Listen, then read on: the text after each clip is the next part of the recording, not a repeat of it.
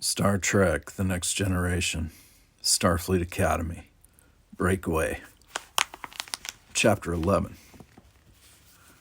Cargo freighter Breakaway, Alpha Quadrant, Sector C.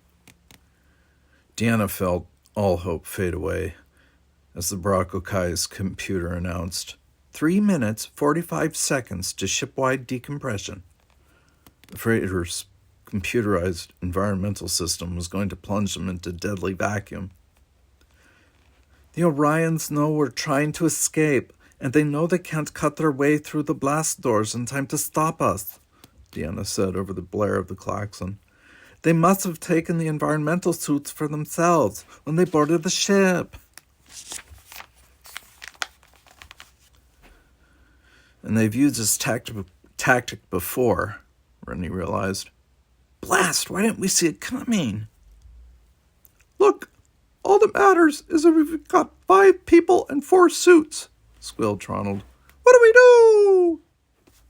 Attention, Auburn barked. Her command had the desired effect. The others turned their attention to her. We have minutes left only. Listen and obey. Denver. Does the pod's launch system still operate? Denver checked the control panel. No, he reported, shocked. The pirates have locked us out of the control system. Is there a way to launch it manually? No, Wait. Denver thought a moment. If we blow the pod's airlock before the computer initiates decompression, the pressure of the atmosphere rushing out will be enough to push the pod away, but one of us will have to stay behind. Auburn was already pushing Denver away. Yes, just bring here the environmental suits. She turned back to the away team. I will remain to launch the pod. On with you. Go you with Denver. Deanna felt her stomach twist itself into a knot. Auburn, we can't just leave you behind. The Ichthian held up her hand. No arguments! No time! Do as I say! Deanna saw the determination in Auburn's eyes. Aye, sir, she murmured. Denver ran back from the storage locker carrying 4 sleek environmental suits. Their sheer synthetic fabric was far too flimsy to keep anybody alive in the freezing depths of space. The real protection came from an energy field, or body envelope, that surrounded the wearer. Produced by a mini-generator located in the suit's belt, the body envelope appeared as a thin, shimmering yellow halo around the wearer. It would last up to 4 hours. 2 minutes, 40 seconds to atmospheric evacuation, droned the computer. As Deanna and the others hurriedly pulled on their suits, Auburn said, Mr. Denver, you will tell me how to disable the drive system. Before I die, I wish to keep the Orions from pursuit of you. Struggling to get the environmental suit on over his bulky work clothes, Denver answered, It's not necessary. The computer will decompress the ship by blowing all the airlocks. The engines aren't designed to survive a temperature drop to absolute zero. They'll explode all by themselves. Stupid Orions, Rennie said. They've destroyed themselves and they don't even know it.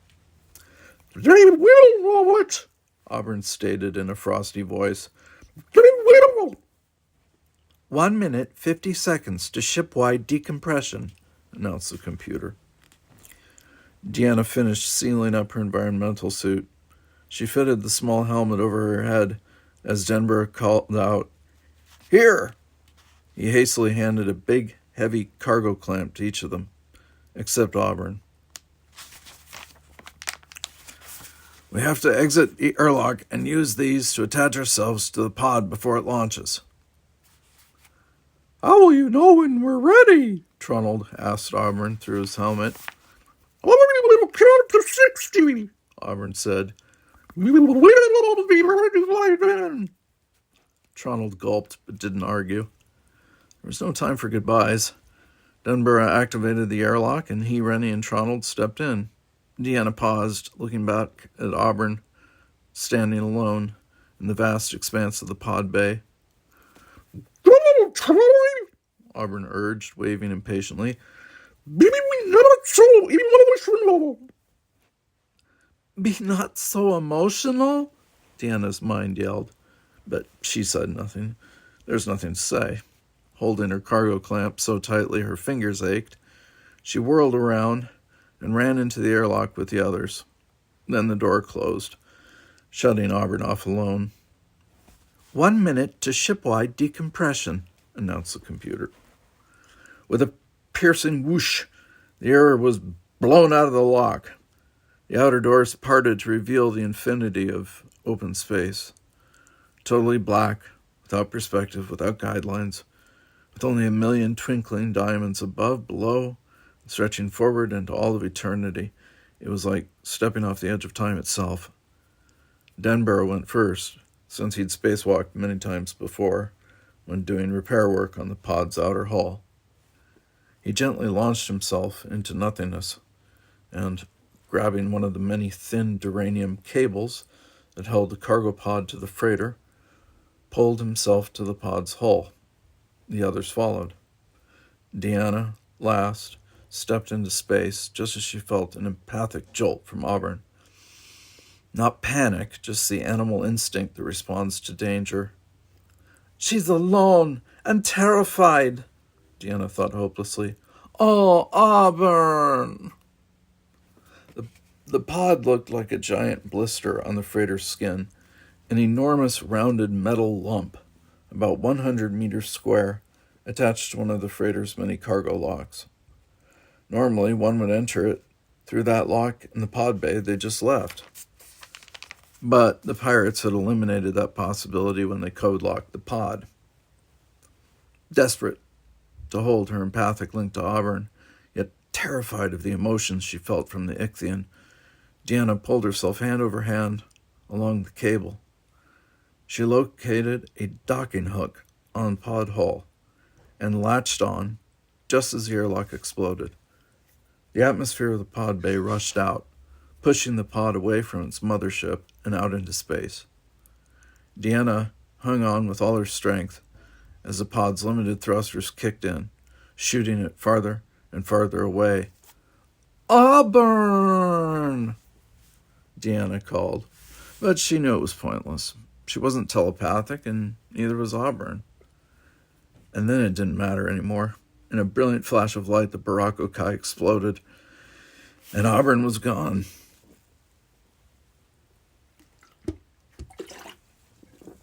Fried fish sticks.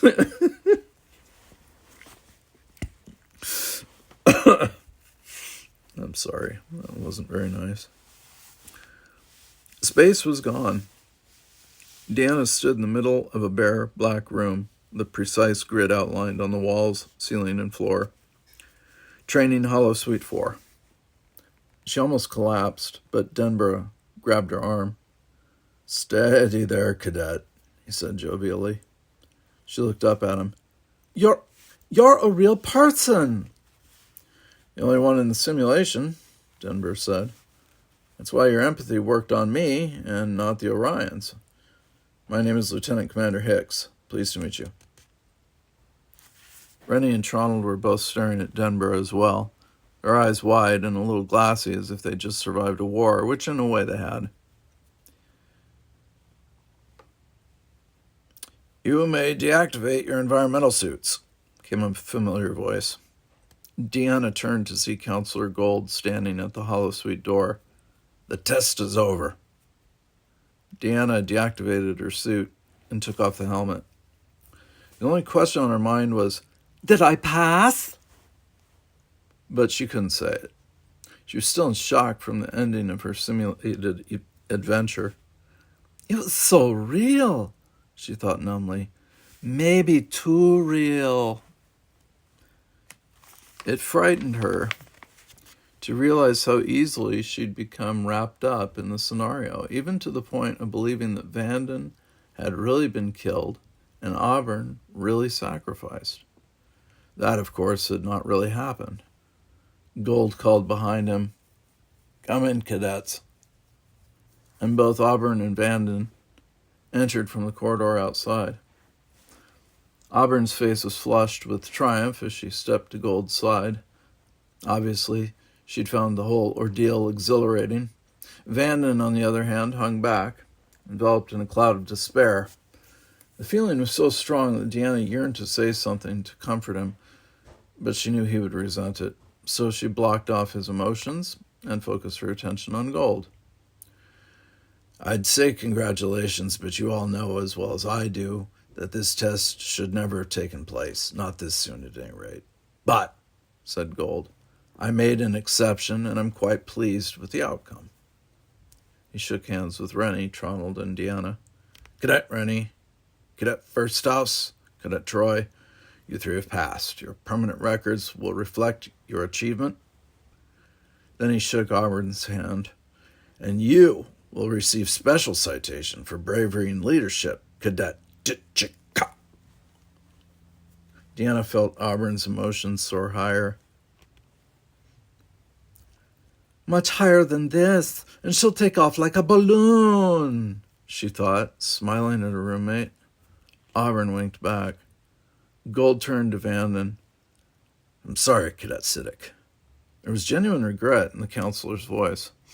Vanden said nothing, just nodded, so Gold addressed them as a group. Go clean yourselves up, eat a decent meal, and report to my office at 1600 hours for debriefing. Dismissed. Before Deanna moved, Gold caught her eye. He gave her a quick, understanding nod, then exited the holosuite, followed by Hicks. Deanna didn't know what to do at this point. In order to leave the holosuite, she had to pass Vanden. He seemed glued to one spot, his eyes hollow as he stared out at nothing, stunned by his failure. When Deanna approached him, however, he rallied to spirits and turned his brilliant grin on her. The sight of that handsome, beaming face made Deanna wonder what Vanden would be like if he wasn't such a cad. Despite his irritating manner, it was hard not to like the flirtatious Zybaki. But more than that, Deanna now felt something she didn't expect. Admiration for him.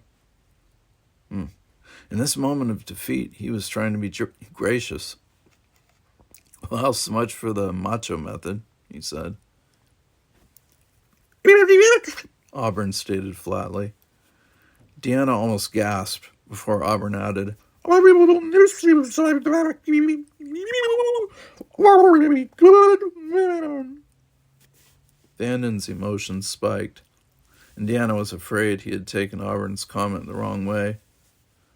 But Vanden Uazadmi Siddick got nose to nose with Auburn and murmured softly, though not so softly that the others couldn't hear, I didn't want to scare you, Water Woman, but you're really gorgeous. You know that? I mean, Deanna's drop-dead beautiful, but you're galactic. Know what I mean? I figured if I said so, you'd get all egotistical at me. Auburn snorted.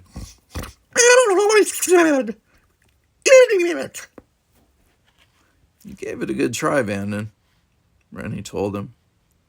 I'm sorry it didn't work out, Tronald added sincerely. Vanden shrugged. Okay, enough. I just want to leave.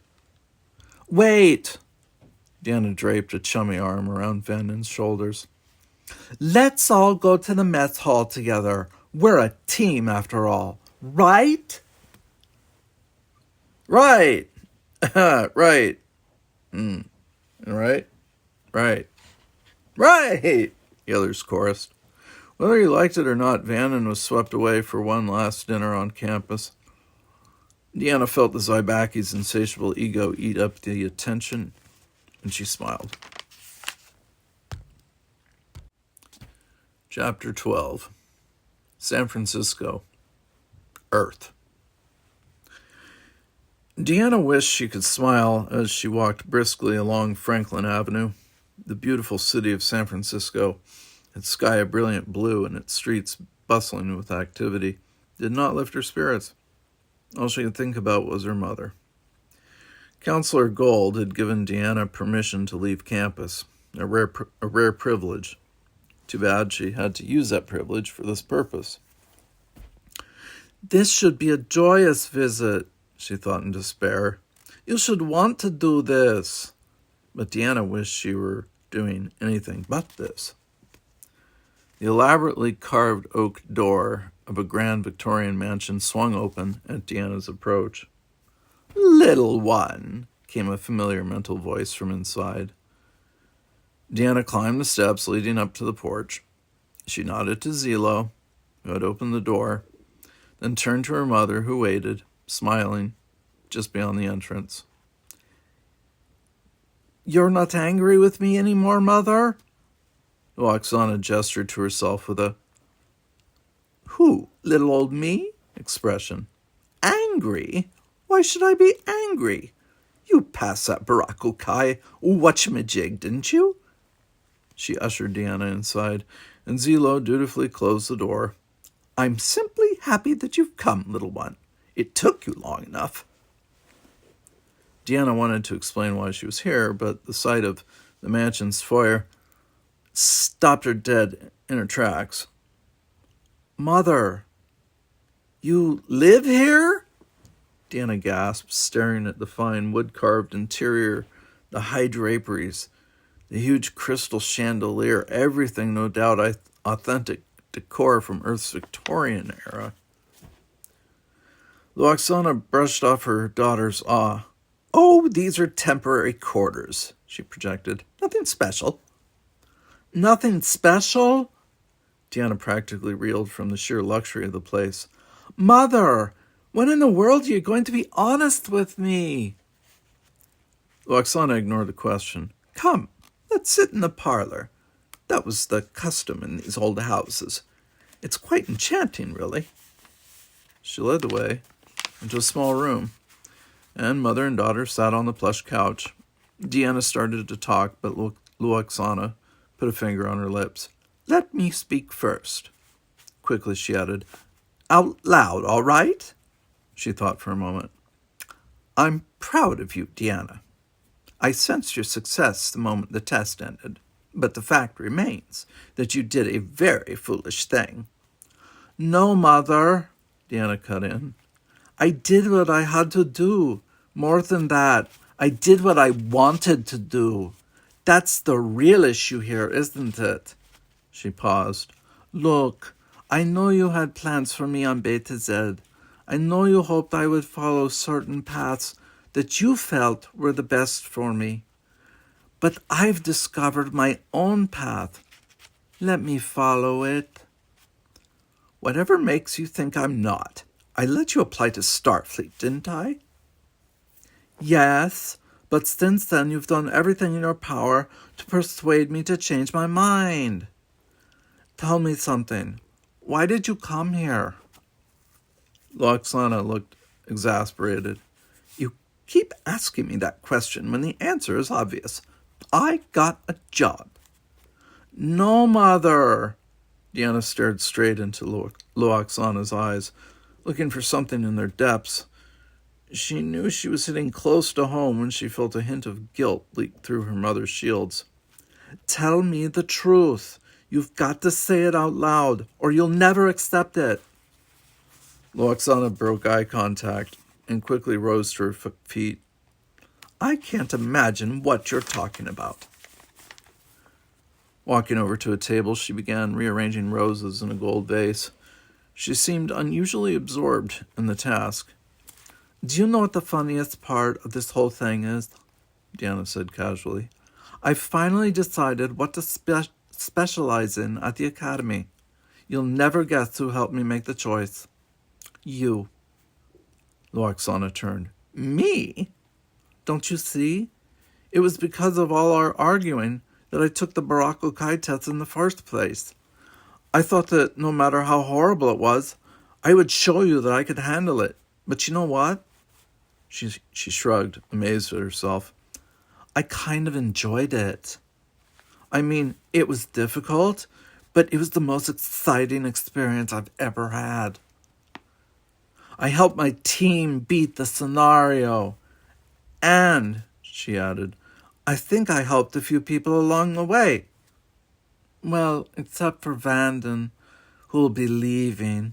Oh, well, Well, said Loxana, scrutinizing her new rose arrangement, your Starfleet career is off to a blazing start. That's what you wanted, isn't it? Yes, but I want you to be happy too, Mother. Our relationship can go on like this. Be honest with me, please. Why did you come here? It started small, just a hint of emotion, a mere drop that leaked through shields much stronger than Deanna's own. And then Deanna was hit by a great wave of grief as those shields broke down. Strangely enough, the assault of her mother's emotions didn't hurt. Deanna's own shields held firm, and she knew without a doubt that her own power held them there.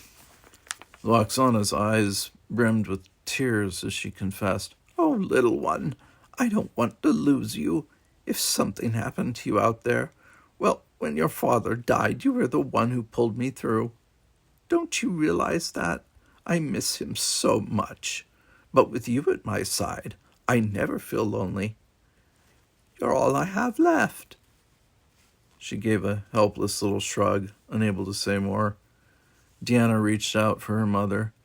Thank you, she whispered. Loxana held her tight. No, thank you, little one. I suppose I knew I'd have to admit the truth sooner or later. She gently pulled away, sniffling. I'll quit my teaching post at the academy tomorrow, all right? Are you sure? Yes, I'm sure. If I'm going to be honest, I might as well go all the way. Taking a deep breath, she plunged in. I contracted for the post just so I could be near you. Oh, that's absolutely ludicrous. I admit, but I missed you too much. She plopped down on the couch, looking for all the world like a bored child. Besides, teaching is infernally dull. Deanna laughed.